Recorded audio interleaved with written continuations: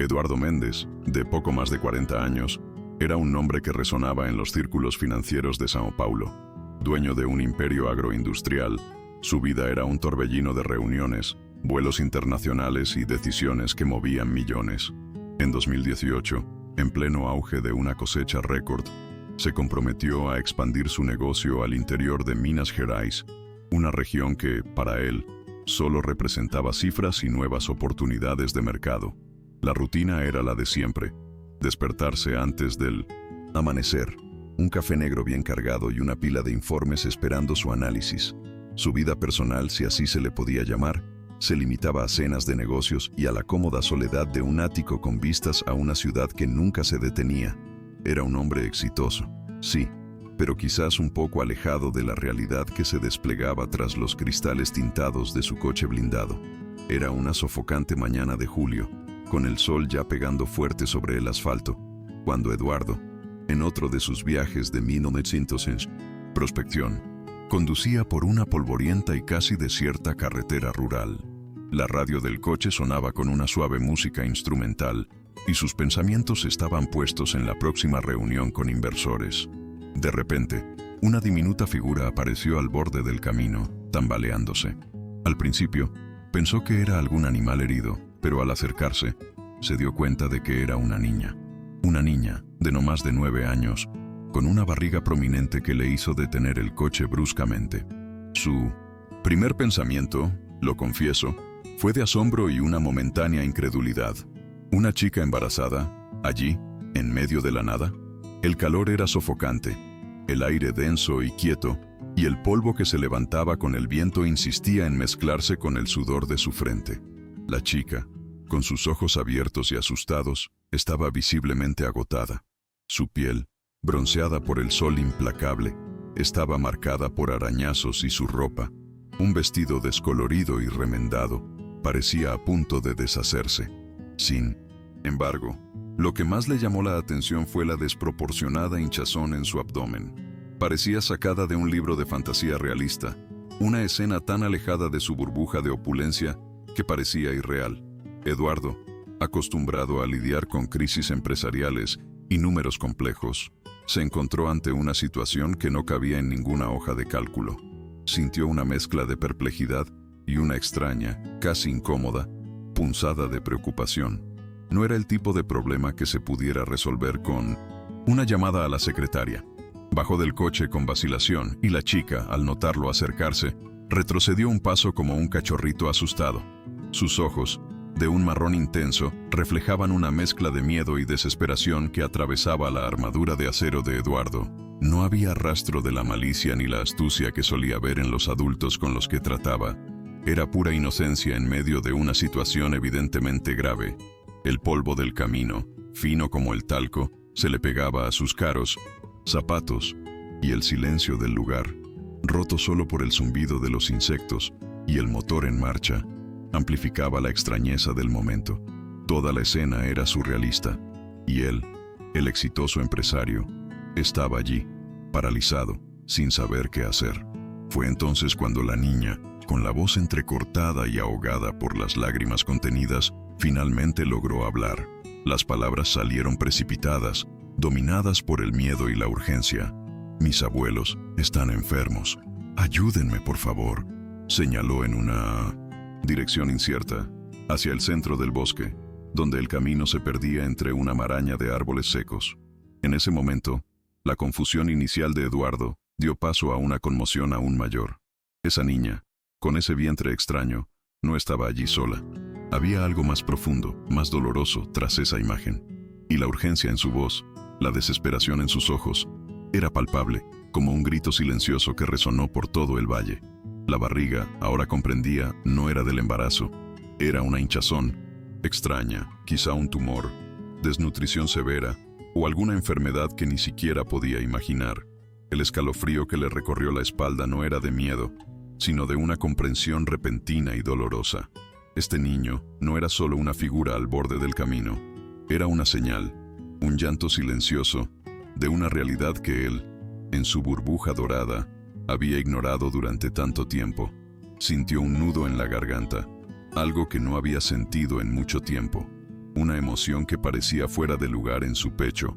Acostumbrado a calculadoras y hojas de cálculo, era el rostro crudo de la vulnerabilidad. Allí, de par en par, justo frente a él, Eduardo, que siempre había sabido exactamente qué hacer en cualquier situación de negocios, se sentía completamente perdido. La chica, que luego descubriría que se llamaba Julia, seguía allí, con la mirada fija en él, como si su vida dependiera de ese momento. No lo pensó dos veces. Abrió la puerta del copiloto, le hizo un gesto para que subiera e intentó transmitir calma con la voz. «Vamos, sube, te ayudo. ¿Dónde están tus abuelos?» Las palabras salieron más firmes de lo que esperaba, quizá reflejo de su instinto de líder, pero en el fondo, estaba tan asustado como ella, solo que por razones distintas. Este no era su mundo, y se estaba lanzando de cabeza a algo desconocido, y en cierto modo, aterrador. Julia, vacilante al principio, con esa mirada desconfiada de quien ya ha pasado por muchas cosas en la vida, finalmente se arrastró hasta el coche. El olor a tierra y sudor llenaba el aire acondicionado del lujoso coche, una mezcla inusual que hizo que Eduardo tragara saliva con dificultad. Se encogió en el suave asiento de cuero, como si esperara que la echaran en cualquier momento. La imagen de ella allí, tan pequeña y frágil, contrastando con la opulencia del vehículo, fue como un puñetazo en el estómago. El tumor, o lo que fuera esa protuberancia, parecía aún más grande dentro del coche, casi como una parte separada de su diminuto cuerpo. Un parásito cruel que le robaba la vitalidad. Mientras conducía por el camino de tierra, siguiendo las señales confusas y el llanto intermitente de Julia, Eduardo intentaba comprender la situación. A cada metro que pasaba, el asfalto cedía ante baches más grandes, la vegetación se volvía más densa y las pocas casas que veía eran chabolas improvisadas, derrumbándose. La pobreza allí era palpable, no algo que viera en televisión ni leyera en las noticias. Era real, cruda, y contrastaba con todo lo que conocía. Ese mundo parecía interminable, un laberinto de abandono y olvido. Y él, el exitoso empresario, estaba completamente fuera de su zona de confort, navegando por un mapa que jamás imaginó que existiera. Finalmente, tras lo que pareció una eternidad, llegaron a un claro. Allí, enclavado entre árboles retorcidos y un maizal seco, se encontraba lo que quedaba de una pequeña casa, las paredes de barro agrietadas, el techo de tejas viejas y rotas, y una puerta que colgaba de una bisagra, oxidada, delataban su abandono. El silencio, antes opresivo, ahora era denso, cargado de una tristeza que parecía emanar de las mismas paredes de aquel lugar. Eduardo detuvo el coche y salió, sintiendo el sol quemándole la piel. El aire era denso, cargado de olor a tierra mojada y moho, y una profunda angustia le oprimía el pecho. Sabía que estaba a punto de presenciar algo que cambiaría su vida para siempre. Eduardo sintió un nudo en la garganta. Él, acostumbrado a ver el mundo a través de 1900 balances y proyecciones, se enfrentó de repente a una realidad brutal e innegable. Aquella niña, llamada Julia, con su vientre hinchado que más parecía una burbuja de sufrimiento, no estaba allí pidiendo limosna. Buscaba la vida, buscaba la ayuda de quienes probablemente eran su único refugio.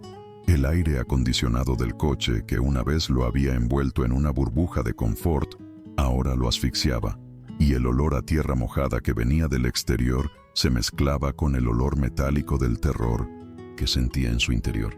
La imagen de la niña asustada, pero con una fuerza que trascendía su fragilidad física, se le quedó grabada en la mente. Sabía que no podía ignorarla. Sin pensarlo dos veces, Eduardo abrió la puerta del coche. La chica retrocedió un poco, pero la necesidad era más fuerte que el miedo. Habló con una voz que intentaba sonar lo más tranquila y amable posible, algo a lo que no estaba acostumbrado fuera de las reuniones de la junta. «Tranquila, te ayudaré. ¿Dónde están tus abuelos?» Ella, temblando, volvió a señalar la inmensidad verde y marrón. Eduardo comprendió que tendría que acompañarla, adentrarse en ese universo que hasta entonces le era completamente desconocido. No tenía ni idea de qué encontraría, pero la urgencia en la mirada de Julia lo impulsaba. Era una vocación primitiva, algo que el dinero y el poder jamás habían podido comprar. La pura necesidad de ser útil, de marcar la diferencia para alguien que realmente lo necesitaba. Ese día, que comenzó, Como un día laboral más, prometía ser un punto de inflexión. Intentó llamar a la policía o a los servicios de emergencia, pero no había señal de celular en esa zona aislada. A él y a la pequeña Julia solo les quedaba enfrentarse a lo desconocido. El camino de tierra, antes un sendero sencillo para sus vehículos 4x4, ahora parecía un laberinto sinuoso, rodeado de maleza y arbustos espinosos. Cada paso era incierto. Julia, a pesar de su debilidad, lo guiaba con silenciosa determinación, como si cada fibra de su pequeño cuerpo estuviera enfocada en un solo objetivo: salvar a su familia. Eduardo observaba a la niña, asombrado por su resiliencia. ¿Quién en su sano juicio, con solo 9 años y visiblemente enfermo, tendría el coraje de enfrentarse a lo desconocido en busca de ayuda? Esta pregunta resonaba en su mente a cada paso. A cada paso, el paisaje se volvía más rústico, más desolado. Las pocas casas que aparecían eran precarias chozas, hechas de barro y madera, con techos corroídos por el tiempo. El aire era pesado, con olor a tierra seca y algo húmedo, casi rancio. El sol, ahora en lo alto, castigaba sin piedad, haciendo que el sudor corriera por el rostro de Eduardo. Notó que el vientre de Julia, antes un misterio, ahora parecía un balón de fútbol desinflado bajo su vestido desteñido. No era un embarazo, era algo mucho peor, algo que clamaba atención médica inmediata. Sintió una punzada de ira por su ignorancia inicial, seguida de una abrumadora culpa por haber considerado semejante absurdo. La mente de un hombre acostumbrado a transacciones millonarias ahora estaba completamente concentrada en la supervivencia de esa pequeña alma y su familia. Tras unos buenos 20 minutos de caminata bajo un sol abrasador, finalmente llegaron a una pequeña choza que parecía al borde del colapso. Era una maraña de tablones viejos y tejas rotas, más una ruina que una casa. El silencio era profundo, casi opresivo, roto solo por el croar lejano de una rana y el silbido del viento entre las grietas. Un fuerte olor a moho y enfermedades flotaba en el aire. Julia, en un susurro, murmuró: «Aquí está». Eduardo sintió un escalofrío. La escena que se desplegaba ante él era de una pobreza tan abismal que hacía que su mansión de Sao Paulo pareciera de otro planeta.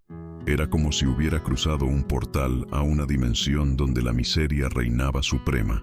Y en el centro de esta escena desoladora se encontraba el coraje desesperado de una niña. Al entrar en la choza, Eduardo se encontró con una escena que lo hizo contener la respiración.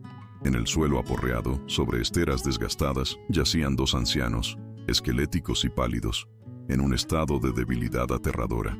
El aire era denso, impregnado del inconfundible olor a enfermedad y abandono. Una lámpara parpadeante en un rincón de la habitación proyectaba sombras danzantes sobre las paredes de arcilla, creando una atmósfera casi fantasmal. El silencio solo lo rompía la respiración agitada de los abuelos, de Julia, un sonido que resonaba en el pecho de Eduardo como un martillazo. Sintió una punzada en el estómago, una náusea que no era de miedo, sino de profunda tristeza e indignación. La imagen de esos cuerpos frágiles, abandonados a su suerte, fue un puñetazo en el estómago. Julia, con un coraje que parecía surgir de un lugar inexplicable en su interior, corrió hacia sus abuelos, intentando despertarlos. Sus suaves caricias y sus susurros parecían las caricias de un ángel. Eduardo, finalmente, reaccionando, se arrodilló junto a los ancianos. No era médico, pero la gravedad de la situación era evidente. Tenían la piel seca y agrietada, los ojos hundidos y apagados. Era el cuadro de una desnutrición severa y, probablemente, de alguna enfermedad grave que los consumía lentamente. Sintió una ira creciente, no dirigida a nadie en particular, sino a la injusticia de su situación, a la invisibilidad de sus vidas. La impotencia de aquella familia era un grito silencioso que parecía desgarrarle el alma. La niña, con lágrimas en los ojos, relató en voz baja lo sucedido. Sus abuelos, quienes la habían criado desde pequeña, habían enfermado poco a poco.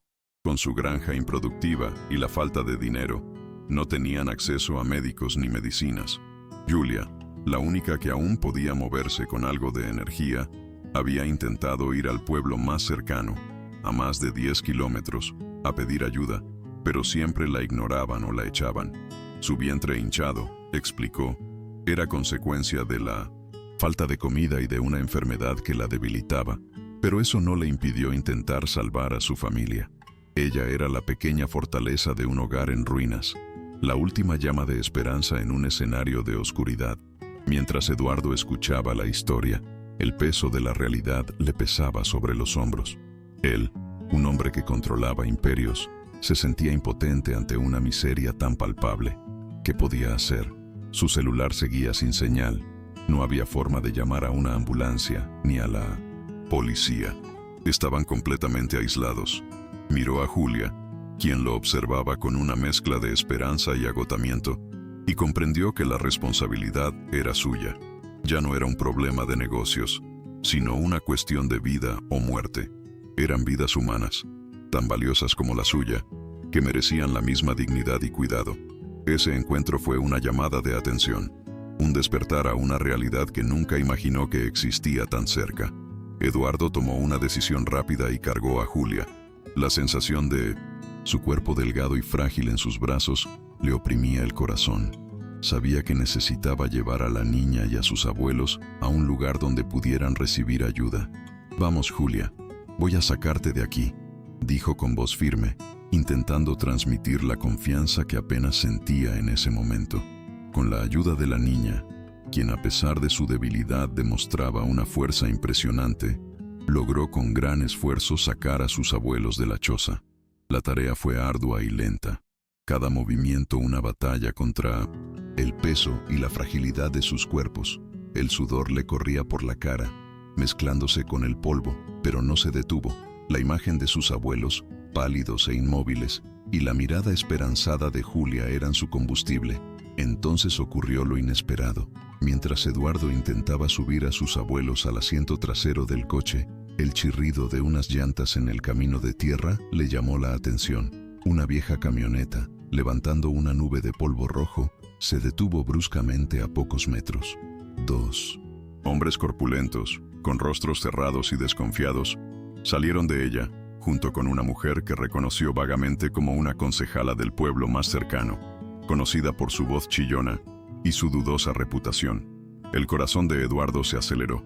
Sintió un escalofrío recorrerle la espalda, la sensación de que todo estaba a punto de descontrolarse por completo. Era el tipo de escenario que solo veía en las películas, y la realidad era mucho más aterradora. La concejala, con una voz aguda que parecía rasgar el aire seco del certaje, señaló a Eduardo y gritó: «¡Te pillamos! Secuestraste a la niña, ¿verdad? ¿Y qué hiciste con los ancianos?». Se acercó, y sus ojos, pequeños y desconfiados, escudriñaron la escena como los de una hiena olfateando a su presa. La acusación, tan absurda como impactante, impactó a Eduardo como un rayo. Intentó explicar, intentó mostrar la precaria situación de sus abuelos, el vientre de Julia, pero las palabras parecieron disolverse en el aire caliente. Los 2 hombres, sin esperar explicaciones, avanzaron hacia él con una postura amenazante.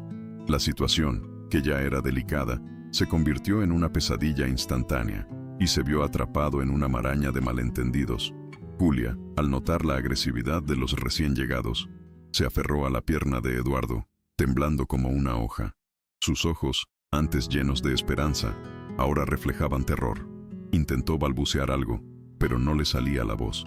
El pánico se palpaba en el aire.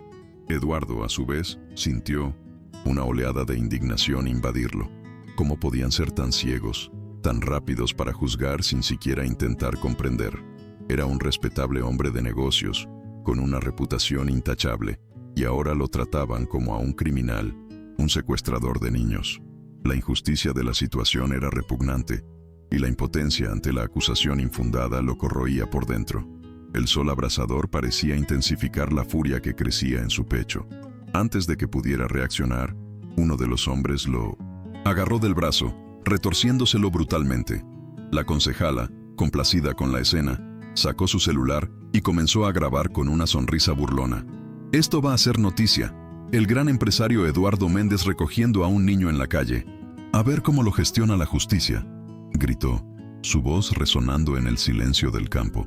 La humillación era profunda y el dolor físico se mezclaba con el emocional. Eduardo sintió que le hervía la sangre. Él, que siempre había controlado la situación, ahora era una víctima, un peón en un juego que no entendía. Y lo peor de todo, Julia y sus abuelos estaban allí, presenciando toda la escena, rehenes de esta locura. En cuestión de minutos, el pequeño y tranquilo camino rural se había convertido en un caos. La sirena de un coche patrulla que se acercaba a toda velocidad había roto el aire. Eduardo intentó explicarse una vez más, pero la concejala, con su actuación ensayada, ya había sembrado la duda en los agentes. Lo esposaron, lo humillaron y lo llevaron a la comisaría del pueblo.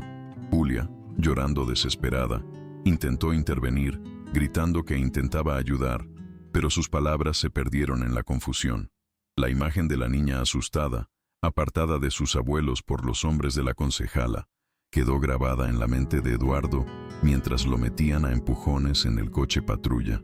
Ese día, que había comenzado con la promesa de un acto de bondad, se había convertido en una pesadilla de injusticia e impotencia.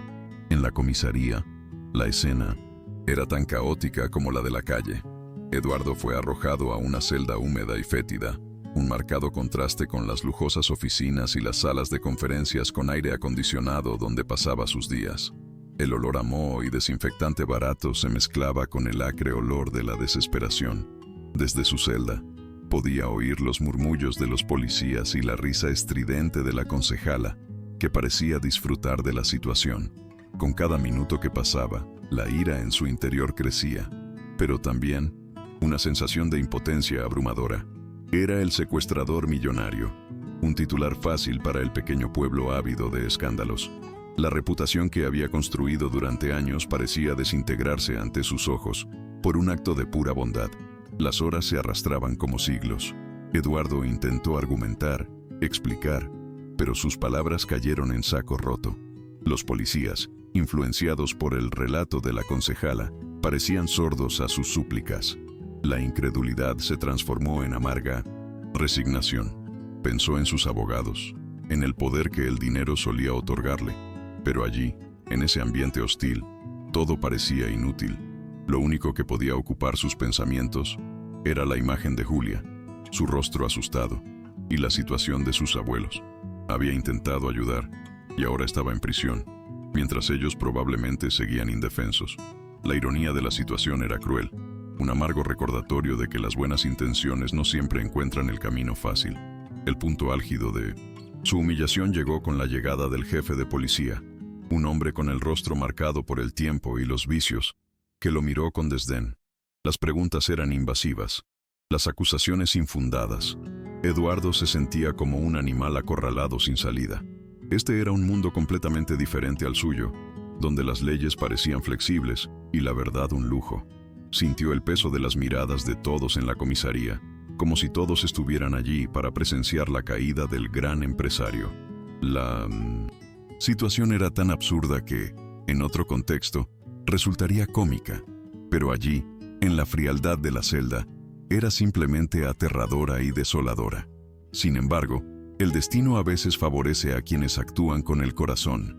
Unas horas después, una de las policías, una joven de aspecto más humano, entró en la celda. Parecía avergonzada. Señor Eduardo, el equipo de servicios sociales llegó al lugar y confirmó su versión de los hechos. La niña, Julia, tiene un tumor. Sus abuelos están en grave estado de desnutrición y han sido trasladados al hospital. La concejala, exageró un poco su historia. Sus palabras fueron como un bálsamo, un soplo de aire fresco en ese ambiente sofocante. La verdad, aunque tardíamente, comenzaba a salir a la luz. La injusticia comenzaba a disolverse. Eduardo fue liberado, pero la experiencia lo impactó profundamente. Al salir de la comisaría, el sol ya se ponía, tiñendo el cielo de naranja y púrpura. La brisa nocturna, antes acogedora, ahora parecía traer el eco de su impotencia. Era libre, pero ya no era el mismo hombre que había detenido su coche a un lado de la carretera. Algo había cambiado en su interior. Una llave había girado. Un propósito se había revelado. La visión de Julia, tan frágil y tan fuerte, y la miseria de su familia, eran una llamada irrefutable. Ese día, que comenzó con la promesa de un negocio, culminó con el descubrimiento de una nueva vocación, un camino que trascendía el mundo de las ganancias y las cifras. Tras recuperarse, Eduardo no dudó. Su primer paso fue localizar a Julia y a sus abuelos. Descubrió que la niña, cuyo tumor era benigno pero ya bastante grande, estaba siendo preparada para una cirugía de emergencia en un hospital público de la capital. Sus abuelos, aún muy débiles, recibían atención inicial. Ver a Julia, con el rostro pálido pero ahora con un atisbo de alivio en la mirada, le encendió una llama interior. Esa familia, arrancada del limbo de la invisibilidad por pura casualidad, necesitaba mucho más que una ayuda temporal. Sintió que la fortuna que antes lo había definido ahora debía servir a un propósito mayor, algo que realmente marcaría la diferencia en la vida de personas como Julia. Desde ese día, la vida de Eduardo, el magnate de la agroindustria, dio un giro completamente inesperado. Movilizó sus contactos, no para cerrar tratos millonarios, sino para asegurar el mejor tratamiento para Julia y sus abuelos, los mejores médicos, la mejor nutrición, todo lo que el dinero pudiera comprar para revertir años de abandono. La recuperación de la niña fue lenta pero constante, y con cada débil sonrisa de Julia, con cada pequeña mejoría de sus abuelos, Eduardo sentía una satisfacción que ningún contrato firmado ni ganancia obtenida le había proporcionado jamás. Era una sensación de plenitud, de finalmente estar vinculado a algo que valía la pena. Mientras acompañaba la recuperación de su familia, Eduardo se sumergió en la realidad del interior de Brasil. Visitó comunidades rurales aisladas, habló con familias y escuchó sus historias de lucha e impotencia. Descubrió que la situación de Julia no era un caso aislado, sino la punta del iceberg de la miseria y la invisibilidad. Familias enteras vivían sin acceso a atención médica básica, educación, saneamiento e incluso información. La riqueza de la agroindustria, de la que él formaba parte, parecía no llegar a estas personas, que vivían al margen del progreso, olvidadas por el tiempo y las políticas públicas. Fue entonces cuando la idea empezó a germinar en su mente, un proyecto ambicioso que trascendía el altruismo individual. Eduardo comprendió que no bastaba con ayudar a una sola familia. Era necesario crear una estructura que pudiera llegar a cientos, miles de otras familias invisibles. Imaginó una organización que no solo brindara asistencia, sino que empoderara a estas comunidades, que les diera voz y dignidad. La Asociación Esperanza Rural nació de este deseo, de esta epifanía que lo asaltó en medio de la adversidad. No sería solo una fundación, sino un faro de esperanza para quienes vivían en la oscuridad. Con el entusiasmo de un joven emprendedor y la visión estratégica de un hombre de negocios experimentado, Eduardo dedicó su fortuna y su tiempo por completo a construir la asociación. Vendió parte de sus negocios, se deshizo de algunos lujos y canalizó los recursos a la causa. La Asociación Esperanza Rural dejaría de ser una ONG burocrática. Sería un modelo de 1900, eficiencia y humanidad. Quería algo que realmente transformara vidas, que fuera un catalizador de un profundo cambio social. Y el primer paso estaba dado. Sabía que la transformación comenzaba con la atención al detalle y con la comprensión de las necesidades reales de cada persona. La asociación empezó siendo pequeña, con un equipo dedicado y apasionado. El primer proyecto piloto se desarrolló en la región de Julia. Construyeron clínicas móviles, llevando médicos y enfermeras a lugares inéditos.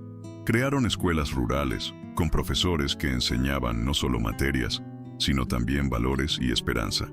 Se perforaron pozos artesianos para proporcionar agua potable, algo impensable para muchas familias. Eduardo estuvo presente en cada etapa, de forma directa, hablando con la gente, comprendiendo su dolor y alegría. Su presencia, antes sinónimo de poder y distancia, ahora era de acogida y escucha. La historia de Julia y sus abuelos se convirtió en la piedra angular de la asociación. Esperanza Rural. La niña, recuperada y con una nueva luz en la mirada, se convirtió en el rostro de la campaña. Su historia de valentía y amor incondicional por sus abuelos inspiró a donantes y voluntarios. Los abuelos, ahora con la salud restaurada y viviendo en un hogar digno construido por la asociación, fueron la prueba viviente de que la transformación era posible. Eduardo comprendió que la mayor riqueza no era tener millones en el banco, sino la capacidad de usarlos para construir un futuro mejor para quienes no tenían nada. Ese día en el camino, con la confusión de la prisión y la humillación, fue el catalizador que lo impulsó por este nuevo camino. En tan solo unos años, la Asociación Esperanza Rural se convirtió en un caso de éxito nacional. Su metodología, centrada en la atención integral y la autonomía comunitaria, se replicó en varios estados. Cientos de familias rurales, antes olvidadas, transformaron sus vidas. Los niños ahora tienen acceso a educación y atención médica. Los adultos adquirieron nuevas habilidades y pudieron generar sus propios ingresos. Eduardo, quien fuera un empresario millonario enfocado en las ganancias, ahora era reconocido como un visionario social, un agente de cambio que demostró que la verdadera riqueza reside en la capacidad de servir y transformar. La vida de Eduardo Méndez cambió por completo. Ya no era solo el dueño de un imperio, era el padre de la esperanza rural, el hombre que vio humanidad donde muchos solo veían números y pobreza. Su camino, que comenzó con el simple acto de ayudar a una niña desconocida, culminó en una revolución silenciosa en el campo brasileño. Y aún con su éxito y reconocimiento, nunca olvidó el día en que lo confundieron con un secuestrador. Ese amargo día sentó las bases de la dulzura de una vida dedicada a los demás. Prueba de que a veces hay que romperse para reconstruirse de una manera mucho más grande y significativa. La historia de Julia, la niña con la barriga hinchada que buscó ayuda para sus abuelos, y la trayectoria de Eduardo, el millonario que se convirtió en filántropo, son un poderoso recordatorio para todos nosotros.